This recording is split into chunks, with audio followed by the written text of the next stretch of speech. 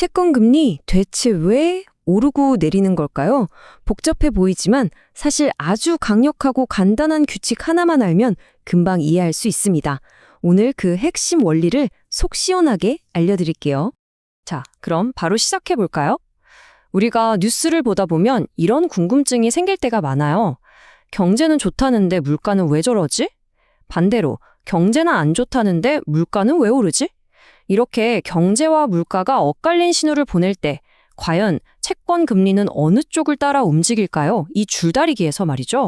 이 수수께끼를 푸는 열쇠는요, 바로 채권 시장을 지배하는 단 하나의 황금률에 있습니다.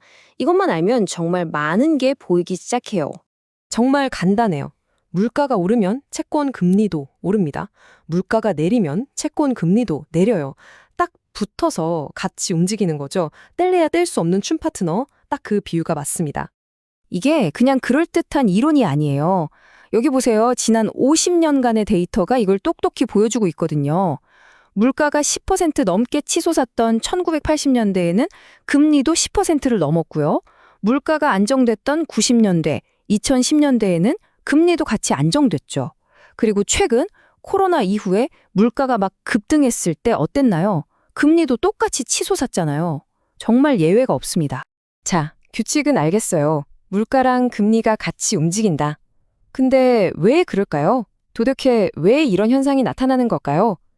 그 비밀은 바로 우리가 투자한 돈의 진짜 가치, 즉 실질 가치에 숨어 있습니다.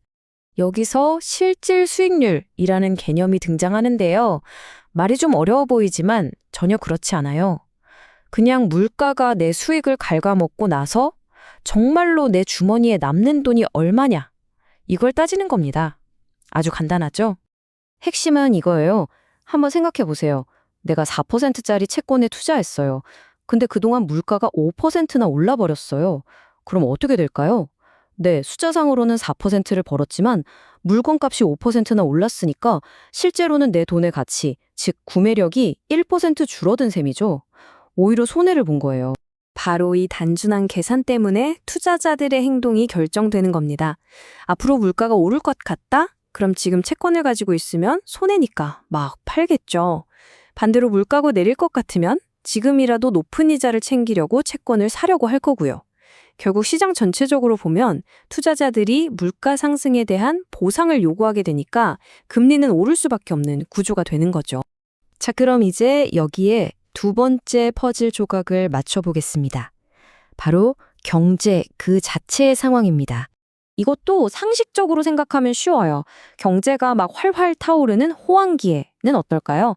기업들도 돈 빚어서 투자하고 사람들도 돈을 많이 쓰니까 대출 수요가 늘죠. 자연스럽게 물가 상승 압력도 커지고요. 그럼 중앙은행은 이걸 잡으려고 금리를 올리겠죠. 결과적으로 채권 금리도 올라갑니다. 반대로 불안기에는 모든 게 반대예요.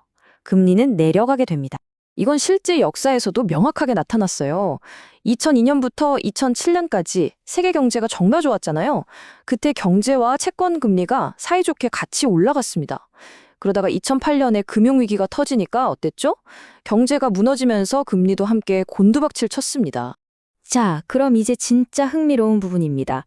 우리가 지금까지 본 두 가지 규칙, 물가와 경제가 서로 정면으로 부딪히면 어떻게 될까요? 이 궁극의 대결에서 과연 누가 이길지 한번 보시죠. 이런 상황을 우리가 스태그플레이션이라고 부르잖아요. 경제는 안 좋은데 물가만 미친 듯이 오르는 최악의 시나리오죠. 자, 경제 논리대로라면 금리는 내려가야 맞아요. 그런데 물가 논리대로라면 금리는 올라가야 하고요. 서로 반대 방향으로 힘껏 당기는 거죠. 관연히 줄다리기. 누가 이길까요? 자, 이 표를 한번 보세요. 아주 명확합니다. 일반적인 호황기나 불황기에는 경제와 물가가 같은 방향으로 가니까 문제가 없어요. 둘 다 금리를 같은 방향으로 밀어주죠. 그런데 문제는 바로 스태그플레이션. 경제는 나쁜데 물가는 오르면서 둘의 방향이 완전히 엇갈립니다. 그래서 결과는 어떻게 됐을까요? 결론은 아주 명확합니다. 이렇게 선택의 기로에 놓이면 채권 금리는 경제의 손을 놓아버리고 물가의 손을 잡습니다. 언제나요. 역사적인 사례가 이걸 증명하죠. 1970년대 오일 쇼크 때 경기는 정말 최악으로 치달았지만 물가가 폭등하니까 금리도 따라서 폭등했어요.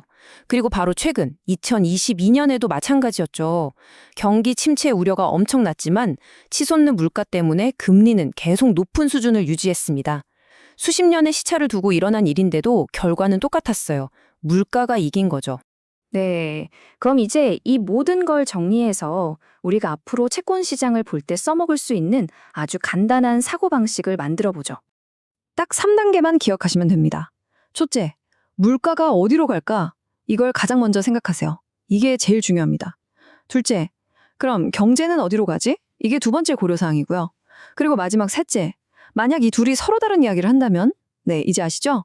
물가 쪽에 더 무게를 두고 판단하시면 됩니다. 이것만은 꼭 기억해 주세요. 단기적으로는 여러 변수가 있겠지만 결국 길게 보면 채권 금리는 물가 수준으로 수렴하게 되어 있습니다. 시장에 보이지 않는 손이 그렇게 만드는 거예요. 물가가 가는 길을 금리가 따라갈 수밖에 없는 거죠.